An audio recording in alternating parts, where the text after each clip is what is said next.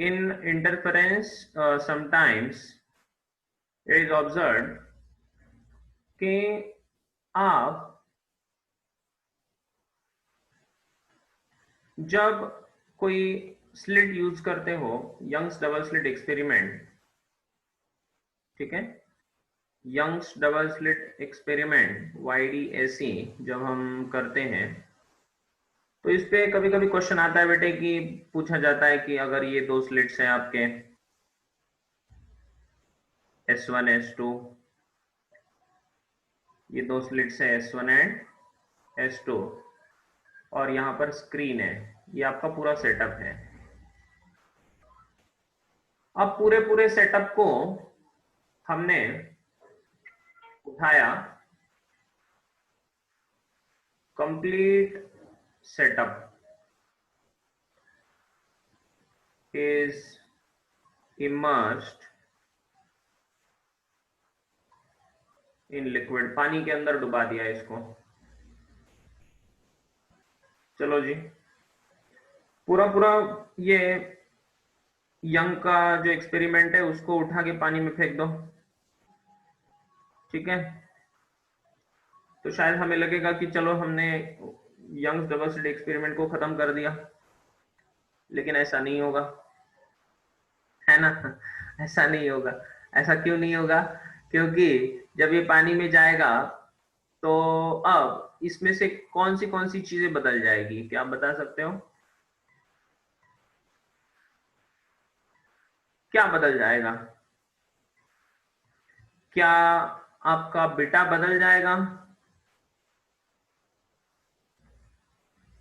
Beta in liquid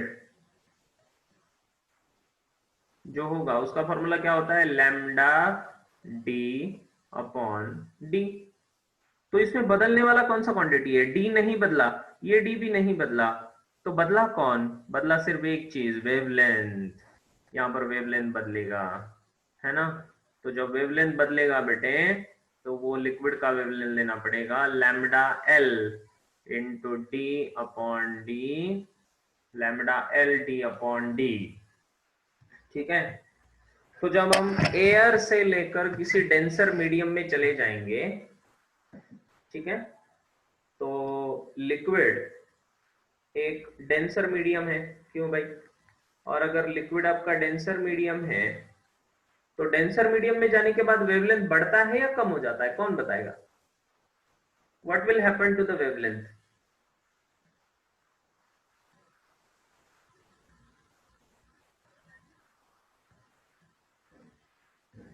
yes, जब denser medium में आपका चला जाता है ये पूरा light, when it enters the denser medium, so what happens to the wavelength? Does it increases or decreases? Anybody? So हम कह रहे हैं decreases, okay? जैसे फॉर एग्जाम्पल अगर this is air, this is water, तो रे जब यहां से अंदर वाटर में चला जाता है बेटे तो हम लिखते हैं रिफ्रैक्टिव इंडेक्स ऑफ वाटर जो होगा, so that is equals to lambda in air upon lambda in water, ऐसा लिखते हैं, है ना। तो ये जो वैल्यू होती है refractive index of water, it is greater than 1। Refractive index हमेशा एक से ज्यादा ही होता है। अगर ये वैल्यू एक से ज्यादा है इसका मतलब क्या हो जाएगा? Lambda air is greater than lambda water. Air में वेवलेंथ ज्यादा होती है और वाटर में वेवलेंथ कम होती है। सो लिक्विड्स में भी वेवलेंथ कम हो जाएगी, वेवलेंथ डिक्रीजेस, ठीक है। तो इंपॉर्टेंट पॉइंट यहां पर हमें लिखना होगा, सबसे पहला पॉइंट कि वेवलेंथ डिक्रीजेस, वेवलेंथ डिक्रीज हो जाती है, ठीक है। एंड हेंस वेवलेंथ डिक्रीज होने के कारण बैंडविड्थ भी डिक्रीज हो जाएगी। Bandwidth of interference pattern, bandwidth of interference pattern also decreases. Bandwidth of interference pattern also decreases. Clear? जी।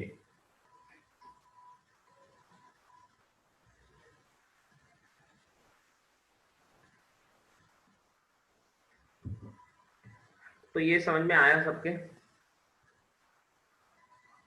तो इस तरह से कभी कभी क्वेश्चन पूछा जाएगा इसी के ऊपर, या फिर कभी कभी पूछा जाता है कि भाई एक काम करिए,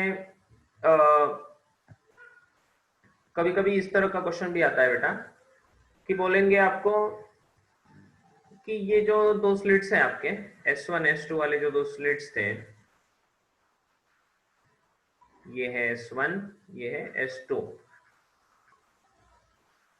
तो S1 में अगर हमने λ1 वेवलेंथ को रखा और S2 में अगर λ2 वेवलेंथ को रखा, तो ये पैटर्न किस तरह से होगा स्क्रीन पे? स्क्रीन पर जो पैटर्न है वो पैटर्न कैसे होगा, कौन बोलेगा? Anybody can you tell me कि ये पैटर्न कैसे होगा?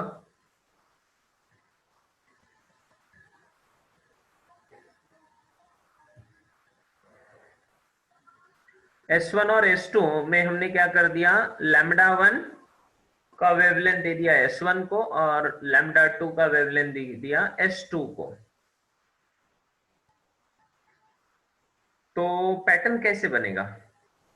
तो ऐसे भी कभी कभी ट्रिकी क्वेश्चंस आते हैं, पूछा जाएगा कि कैसे पैटर्न बनता है। पहली बार हमने कंडीशंस फॉर स्टेडी इंटरफेरेंस बोला था, कंडीशंस फॉर स्टेडी इंटरफेरेंस, याद है ना? तो कंडीशंस फॉर स्टेडी इंटरफेरेंस में एक पॉइंट था कि both sources should be monochromatic. क्या बोला था हमने? Both sources should be monochromatic, है ना? तो for steady interference, for steady interference both sources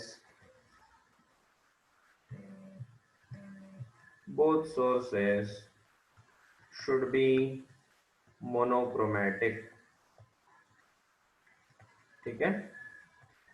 और इसीलिए यहां पर steady interference pattern will not be formed, hence pattern will not be formed।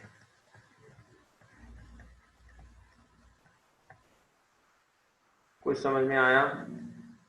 ठीक है, तो यहां पर इंटरफेरेंस का पैटर्न बनेगा ही नहीं, क्योंकि उनमें सुपरपोजिशन का जो प्रिंसिपल है, सुपरपोजिशन जैसे हमें चाहिए, जैसे मैक्सिमा मिनिमा, तो ऐसे मैक्सिमा मिनिमा वहां पर आपको मिलेंगे ही नहीं, ठीक है? ये बीच में ही कोई अलग अलग एम्पलीट्यूड्स आपको मिलेंगे।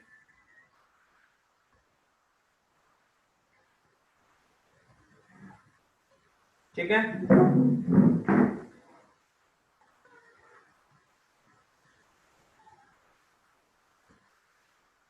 तो इस तरह के क्वेश्चंस इसके ऊपर बनते हैं।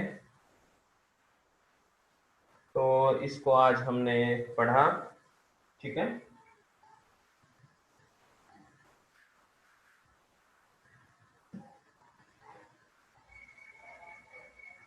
तो आज हम यही रुक जाते हैं प्यारे बच्चों, फिर से हम कंटिन्यू करेंगे, ओके? कल कंटिन्यू कर, और पिनाकल आफ्टरनून में है, ठीक है? ये तो हमें पता ही है।